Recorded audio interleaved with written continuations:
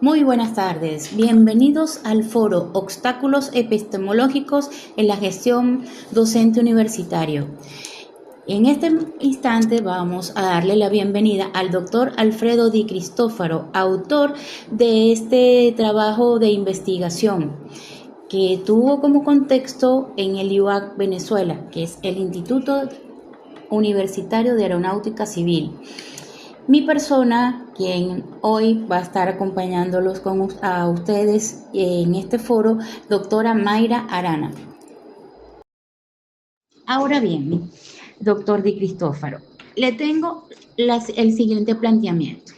¿Están presentes los obstáculos epistemológicos en el conocimiento de la gestión docente universitaria? Buenas tardes, doctora Mayra Arana, y al espléndido grupo que nos acompaña en el día de hoy. Ante darte una respuesta, bueno, no solamente a ti, sino a todos los que nos acompañan en esta actividad, quiero plantear lo siguiente, ya que estamos hablando de obstáculos epistemológicos, y esto tiene su gran relevancia con los trabajos de Gaston Bachelard, 1884-1962. Bachelard fue un filósofo francés que dedicó su obra al trabajo de la filosofía de la ciencia y la epistemología como la estética. Es interesante plantear esto, ya que él buscó una ruptura con el empirismo clásico, la cual solo sostenía que el conocimiento se derivaba exclusivamente de la experiencia sensorial. En su gran obra, La formación del espíritu científico, argumenta que el conocimiento científico no es simplemente un reflejo de la realidad, sino que implica un proceso de construcción que requiere una ruptura con las ideas preconcebidas. Quiero hacer notar que Bachelard era practicante del constructivismo, por lo tanto, el conocimiento era un proceso de construcción y desconstrucción de las ideas previas que nublaban la posibilidad de adquirir nuevos conocimientos. Es relevante señalar que Bachelard, desde el punto de vista de la filosofía, manejó mucho la estética y el arte. Por lo tanto, él le daba una gran importancia a la imaginación. Destaca el papel que tiene este factor imaginativo en el proceso creativo, en la ciencia y en la poética. Es allí donde entra en relevancia lo que es el concepto de espacio y cómo los objetos y los sueños influyen en la experiencia humana. Esto es trasladado no solamente al arte, sino a las ciencias que hoy en día conocemos. Para él, para Bachelard, la imaginación no es un mero escape de la realidad, sino una herramienta muy esencial para la comprensión y transformación del mundo. Quiero hacer una salvedad. Actualmente no hablamos de una realidad, sino que se puede plantear diversas realidades. Así que este concepto de obstáculo epistemológico, donde nos indica que son creencias o conceptos erróneos, pueden impedir el avance del conocimiento. Más adelante voy a dar unos 3 ejemplos sobre el respecto. Ahora, la pregunta que hizo la doctora Mayra Arana, que si están presentes los obstáculos epistemológicos en el conocimiento de la gestión docente universitaria, bueno, la investigación dio a conocer que sí. Los obstáculos epistemológicos no solo están presentes en la academia, en el arte del conocimiento científico, sino en los aspectos culturales y sociales. Todo aquel conocimiento previo que poseemos puede ser que influya, afecta la percepción o la concepción de nuevos saberes, ya que el individuo asume, adopta estos saberes como una gran verdad, y cuando se le presenta una nueva realidad hay un choque, pero este choque siempre lo lleva a su elemento personal de cómo obtuvo ese conocimiento. Así que la influencia familiar, la sociedad, la escuela, los libros que hemos tomado como criterio de verdad, ya planteado por Mario Bunge, tienen una gran influencia en el mantenimiento y sostenimiento de conceptos que, hasta no ser sometidos a un proceso de falsación, como nos plantea nuestro amigo Popper, no entraremos en la realización de nuevos conceptos. Excelente disertación, doctor Di Cristófaro. Ahora bien, doctor, tenemos aquí que el objetivo del foro es reflexionar acerca de la presencia del obstáculo epistemológico del conocimiento en la gestión docente universitaria. ¿Qué nos puede indicar usted en función de ello? Muy bien. El inicio de este trabajo se basó en una especie de anécdota y diagnóstico al mismo tiempo entre los compañeros, no solamente del IUAC, sino viene un poco más atrás de la Universidad Pedagógica, de la Universidad Abierta, y tanto la Universidad Bolivariana, donde al tener cierto intercambio de conceptos, fui percibiendo estas ideas de Bachelard. Así que me motivó a desarrollar aquí en el Instituto Universitario de Aeronáutica Civil un trabajo para captar si nuestros compañeros técnicos y docentes del instituto tenían presencia de alguno de estos obstáculos. Hago la salvedad porque son dos investigaciones. Aquí la hemos llevado a un solo proceso. En una primera instancia se desarrollaron trabajo sobre los diferentes obstáculos que Bachelard menciona, que lo tenemos próximamente en una lámina, y luego me enfoqué en algo muy interesante, que es el obstáculo cuantitativo, y ya veremos los resultados más adelante. ¿Por qué me encamino en esto? Hay tres ejemplos que quiero denotar sobre este factor. Todos nosotros, si miramos los árboles, se nos hace una pregunta: ¿de qué color son las hojas de los árboles? Y todos dirán, verdes. ¿De qué color se ve el cielo? Azul, de día, por supuesto, ¿no? Ok. Resulta ser, no, que cuando profundizamos, y lo hice por prueba, y muchos entraron en una gran duda, un gran choque epistémico, cuando analizamos en profundidad, a través de un proceso de falsación, si realmente las hojas de los árboles son verdes, vamos a revisar un poco la física y el espectro luminoso. Un objeto refleja la luz para poder ser observado por un fotorreceptor, llámese ojo o celo. Pero, ¿qué es lo que usted está observando? ¿Qué color está observando? Está observando el color que ese cuerpo refleja. El resto del espectro fue absorbido por el cuerpo. Conclusión: el objeto, la hoja, no es verde, es todos los colores menos el verde. El verde es un reflejo, o sea que usted está percibiendo un fantasma. Otro ejemplo muy sencillo: le preguntamos a la persona, señálame la posición exacta del Sol, y me dice que el Sol está en esa posición. Cuando revisamos con precisión, resulta ser que él está 8 minutos más en una ascensión recta más elevada. Estás viendo un fantasma, estás viendo el pasado de la posición del Sol. Otro elemento es el oxígeno. El oxígeno es un gas que no existía en nuestro planeta, y no está en estado libre seguramente en otros planetas. Por lo tanto, el oxígeno es el resultado de un proceso maravilloso que genera las plantas, la fotosíntesis. Y además, yo te digo, respiras un gas tóxico, venenoso. No, no puede ser. Estoy vivo, sí, estás vivo, porque los organismos que respiran oxígeno se adaptaron a un desecho que generan las plantas. Por lo tanto, aceptar que respiras un gas tóxico y que es un desecho causó cierto movimiento de piso en las personas que les planteé este factor. Otro está ¿Cómo transformamos un gas en un sólido? Bueno, empiezan a relucir teorías de la química, la compresión. Sí, pero naturalmente, fácilmente, entre comillas, ¿cómo transforma un gas en un sólido? Bueno, empezaban las dudas y las miradas.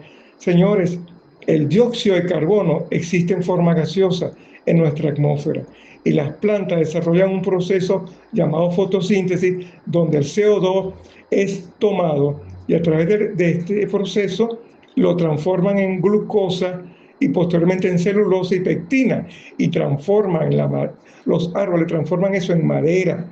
Por lo tanto, la madera son grandes acumuladores de CO2. Transformó un gas en un sólido en la madera. Estos elementos, estos ejemplos, chocaban con las concepciones que poseían las personas. Por lo tanto, me dio pie a buscar, como dice Bachelard, el espíritu científico, buscar respuesta si nuestros colegas poseían algún tipo de obstáculo epistemológico. Excelente, excelente, doctor. Continuamos. En este apartado tenemos lo siguiente, la siguiente interrogante. ¿Qué son obstáculos epistemológicos? Según Camilloni, 1997, indica que el obstáculo epistemológico es lo que se sabe y que bajo esa forma de saber cristalizado concibe una suerte de inercia que entorpece el proceso de construcción de un saber nuevo. No obstante a ello, tenemos a Bachelard, 1971, que indica que el obstáculo es un apego que irremediablemente imposibilita el avance de la ciencia. En ese aspecto, ¿qué nos puede informar o qué nos puede indicar usted? Muy bien. Esos dos planteamientos muy valederos para nuestra discusión tratan de explicarnos que la concepción de obstáculos es un impedimento que se genera sobre una nueva situación o una realidad. Así que la creencia y concepto que poseemos sobre una realidad puede de alguna manera imposibilitar un conocimiento. Voy a partir de la idea ya planteada por Thomas Kuhn en su gran obra Estructuras de las Revoluciones Científicas, lo que son los paradigmas. Un paradigma donde una serie de creencias guían el proceder de grupos puede imposibilitar la adquisición y revisión de nuevos conceptos y modelos. Ya esto fue trabajado. Recordemos que en esta obra de Thomas Kuhn hay por lo menos 21 o 22 conceptos diferentes de paradigma, pero todos están basados o dando una circularidad sobre lo que es la ciencia normal, o la ciencia que llamamos del mundo positivista, naturalista, especialmente la física. Muy bien. El planteamiento de Bachelard va a circular sobre lo que es una gran dialéctica, el ser y el no ser. Bachelard se interesa por las tensiones que se generan entre lo que es y lo que no es, lo real y lo falso o imaginario. Esta dialéctica se refleja en un análisis de cómo las ideas, los conceptos, las creencias, partiendo hasta de los preconceptos, pueden evolucionar a través del tiempo. Y cuando estos conceptos no pueden explicar y el investigador o el sujeto está abierto, hace un apogeo, un paréntesis, para la concepción de nuevas creencias o nuevos conocimientos, es donde esta historia del pensamiento evoluciona y por eso se produce un cambio paradigmático. De allí la gran importancia de que el investigador, el docente universitario, no se maneje solo en un paradigma, sino que adopte una concepción más de un sintagma y un enfoque más holístico, más crítico sobre la realidad que se le presenta. Excelente, excelente aportación a lo que son los obstáculos epistemológicos. Ahora bien, traemos cuáles son los obstáculos epistemológicos. Aquí están los tipos y las descripciones. El primero que tenemos son experiencias primera o básica. Se refiere a que privilegia la percepción sensorial inmediata. La segunda, conocimientos previos, ideas arraigadas que generan inercia. La tercera, conocimiento general, tendencias a usar conceptos vagos y universales que no profundizan en la realidad específica, como los ejemplos que nos dio anteriormente. Y tenemos conocimientos cuantitativos a lo que nos referimos hoy en día y específicamente el foro que está basado en función de lo cuantitativo. Confianza ciega en el número, la metamatización y la precisión como única forma válida de saber. Verbal, uso de palabras comodín o términos únicos para explicar eventos complejos. Animista, atribuir voluntad o características de seres vivos o sistemas mecánicos o fenómenos físicos. Realista, tomar la realidad como algo dado específico sin cuestionar la construcción social detrás de esta. Y psicoanalítico, proyección de impulsos, miedos o deseos inconscientes que distorsionan la objetividad. ¿Qué nos puede aportar en función de esto, mi doctor? Bien, son diversos obstáculos que, como pueden notar, no todos parecieran ser del mundo académico. Son diferentes formas en que se pueden manifestar en los sujetos a la hora de analizar una nueva realidad. Quiero hacer notar lo siguiente.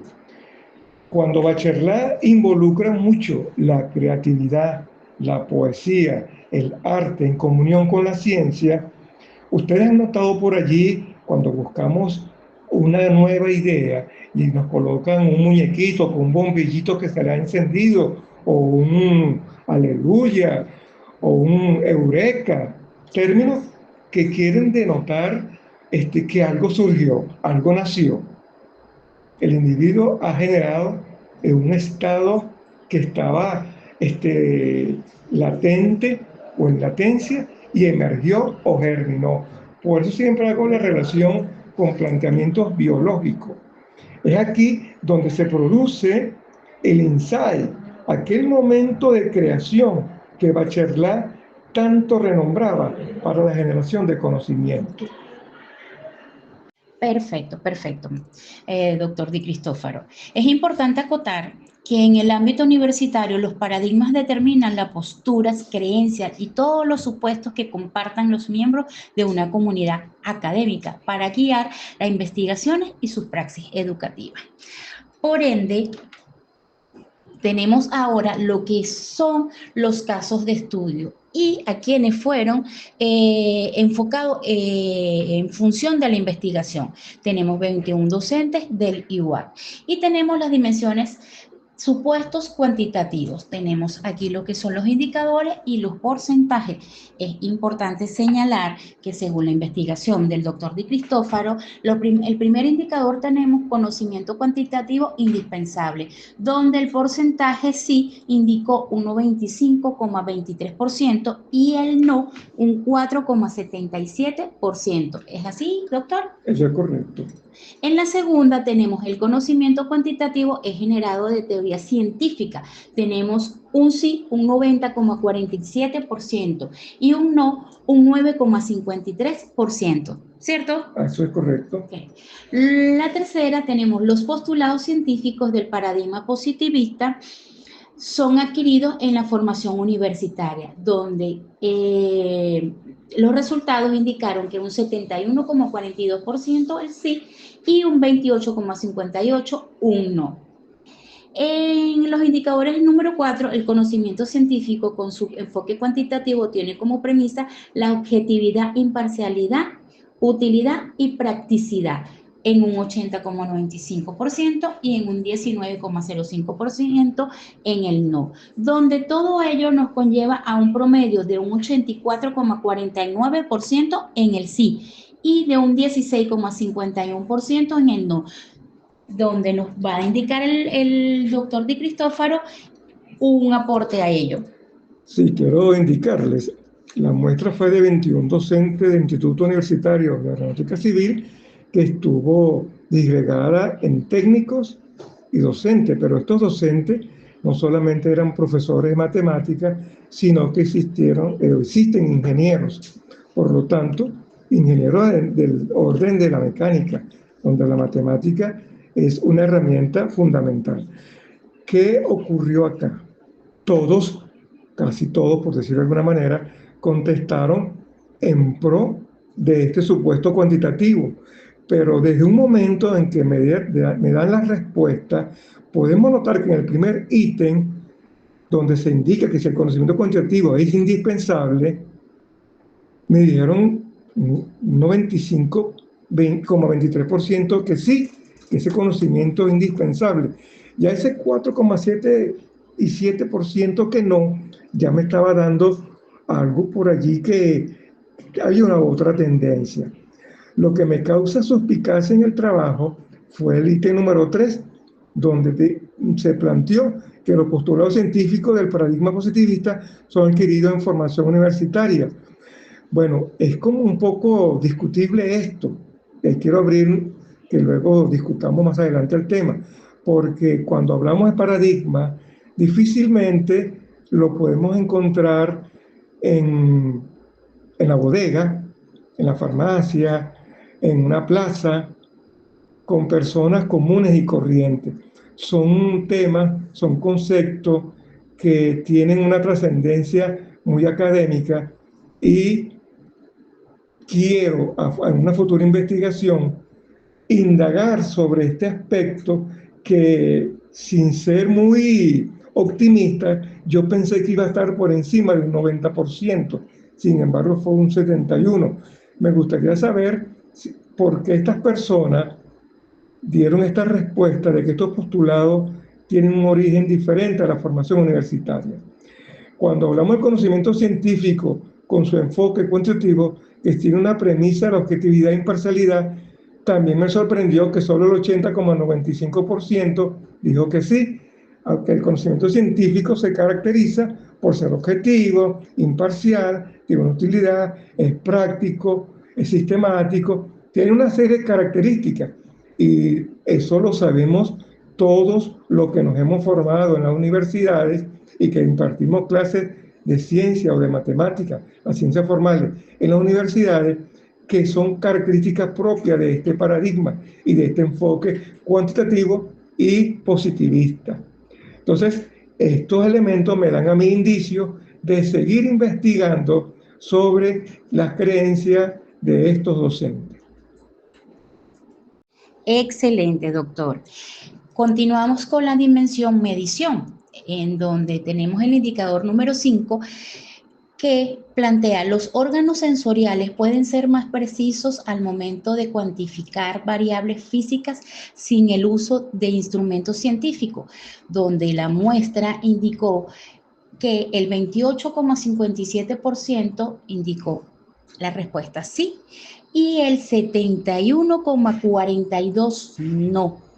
De ahí se ve la diferencia, que el porcentaje no tiene la ponderación más alta. En la número 6 tenemos la utilización de los sentidos pueden ser útiles en la investigación científica cuantitativas de como sustitutos de los instrumentos de medición. Pues tenemos que un 33,33% en el sí y en el no un 66,66%. En el ítem número 7, empleo de unidades de medición antropológicas, ¿son factibles para el trabajo científico de estudiantes universitarios?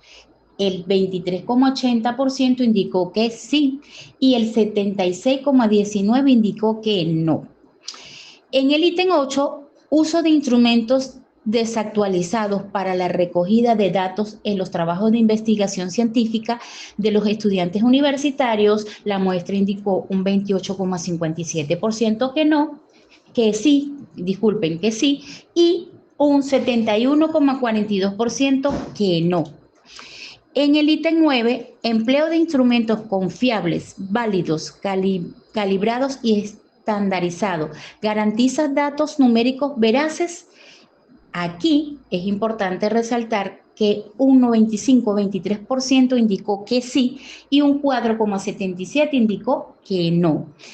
Y por último, en el ítem 10, trabajar un objeto y sus magnitudes con sofisticados instrumentos garantizan un excelente trabajo científico sin detenerse en la discusión de las cualidades subjetivas del objeto. Aquí tenemos como resultado un 71,42% y un 28,57% en el no, para un promedio de 84,49%. ¿Cierto, doctor? Cierto, sí. Mira, esta dimensión medición fue bastante interesante porque me está canalizando la postura positivista de nuestros educadores, trabajadores aquí en el instituto. Fíjate que cuando se hace, por ejemplo, una pregunta, si el empleo de mediciones antropológicas, como decir un paso, una pulgada, o calibrar algo con medidas que fueron del pasado, no aceptaron nada de eso. Pero por el contrario, si voy a emplear instrumentos que estén calibrados, son confiables, son validados, estandarizados, por supuesto el 95,23% los acepta.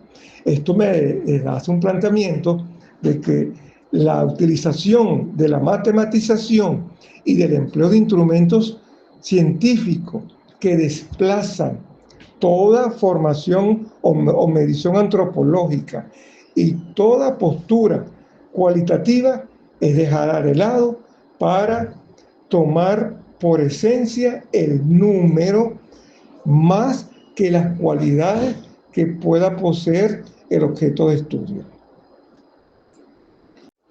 Perfecto. Ahora bien, en la dimensión praxis docente objetivista tenemos lo que es el ítem 11, 12, 13 y 14. En el 11, utilización del conocimiento cuantitativo en la praxis docente. Como resultado tenemos en el sí un 71,42%, en el no un 28,57%. En el 12, la precisión de los datos es clave para una exitosa praxis docente. El 85,71% indicó que sí y el 14,28% indicó que no. En la 13, uso de herramientas de medición en la praxis docente, tenemos un 85,71% en el sí y un 14,28% en el no.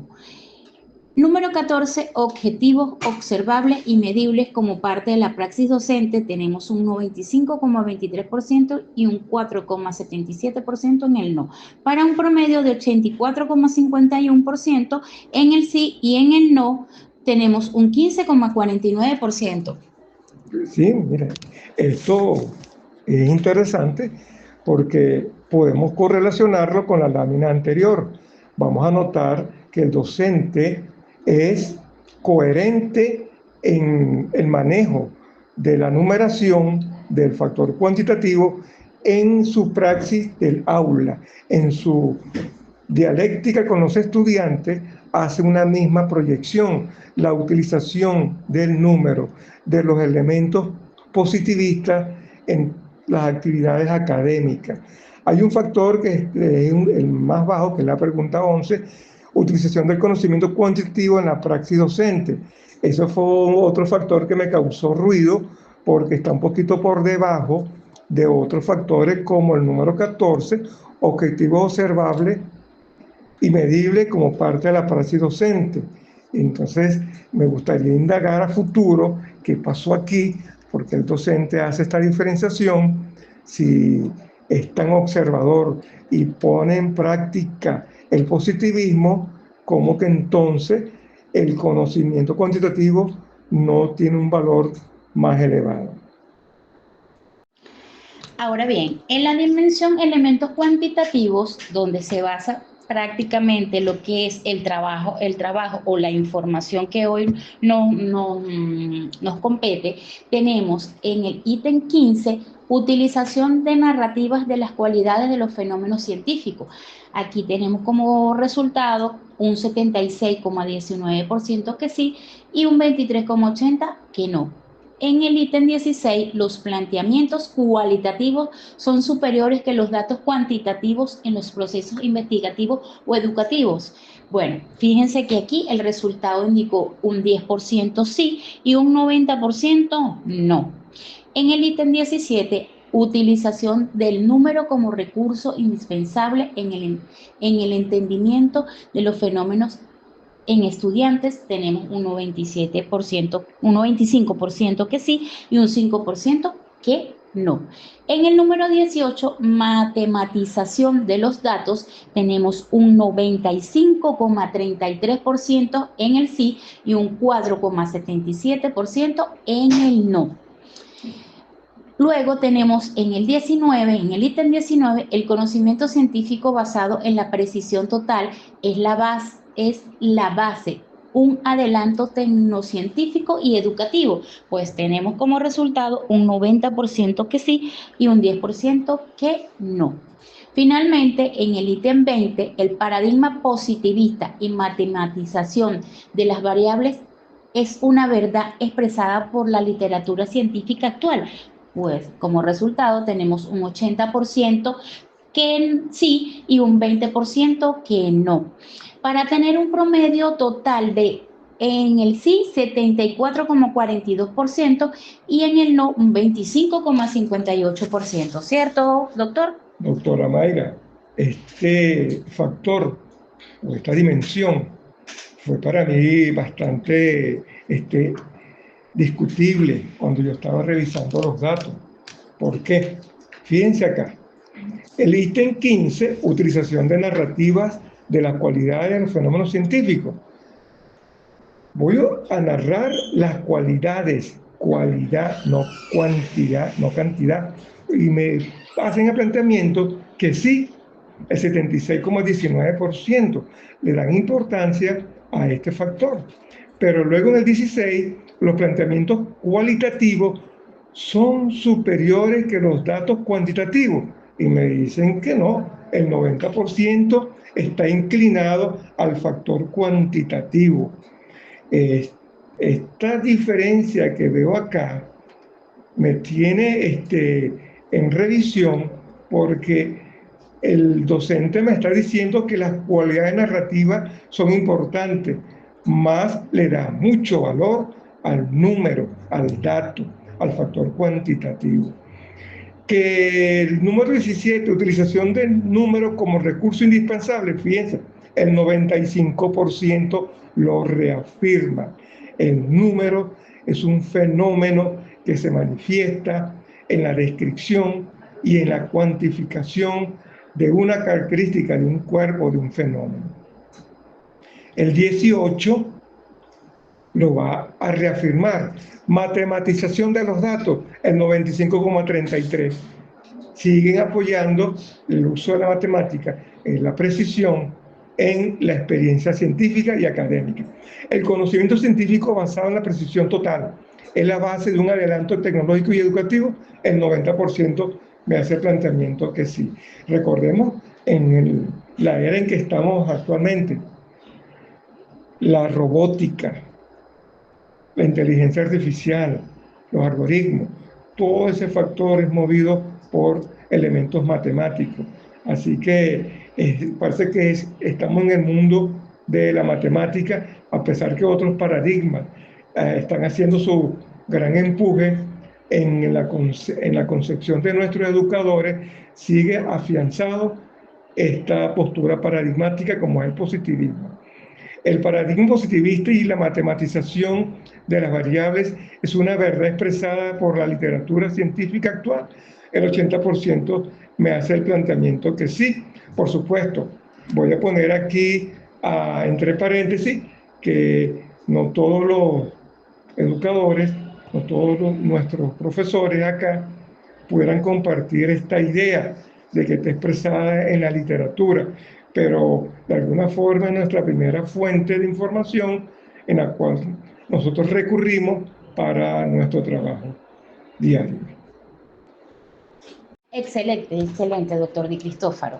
¿Quién más que usted para aclararnos estos aspectos a nivel de lo cuantitativo? Tenemos ahora lo que es el análisis o la reflexión de todo lo que usted nos está indicando a nivel numérico. Tenemos los obstáculos epistemológicos, las dimensiones y el porcentaje favorable. En la primera tenemos el supuesto que tenemos un 84,49%, en la medición un 84,49%, en la praxis docente objetivista tenemos 84,51%, en los elementos cuantitativos un 74,49%, para tener como resultado de promedio de todos ellos un 72,55%, ¿cierto, doctor? Sí, sí, esta gráfica muy elocuente nos conduce de manera muy gráfica a que la postura que tienen nuestros docentes es totalmente de un factor cuantitativo. Por supuesto, alguien me preguntará, pero mira, no llega al 100%, es imposible, y tampoco es lo que yo estaba buscando, que todos me contestaran, porque entonces estoy en un marco de sesgo en una investigación. Fíjense que lo que planteé anteriormente sobre la narrativa, por un grupo es importante la narrativa cualitativa, pero luego hacen el planteamiento que el número es relevante, por encima de hasta un 90%. Bueno, tenemos entonces que concluir que nuestros docentes, técnicos, ingenieros del instituto están bajo una postura muy cuantitativa y que el fenómeno observable está sujeto a una medición permanente, donde el número, la matematización, es relevante e importante en la investigación y en la praxis educativa.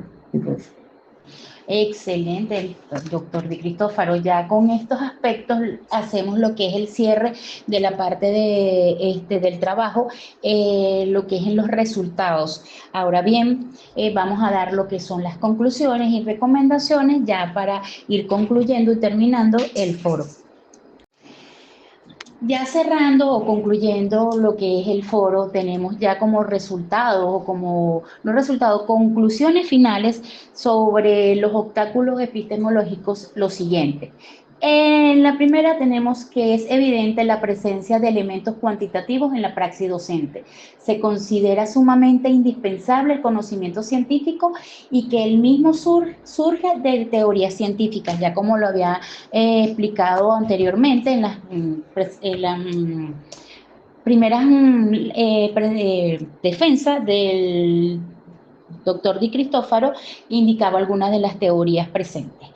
Los encuestados no comparten la idea del uso de los órganos sensoriales en la cuantificación de variables, por lo que se concluye la dependencia total a la instrumentación especializada y cuantificación de los datos.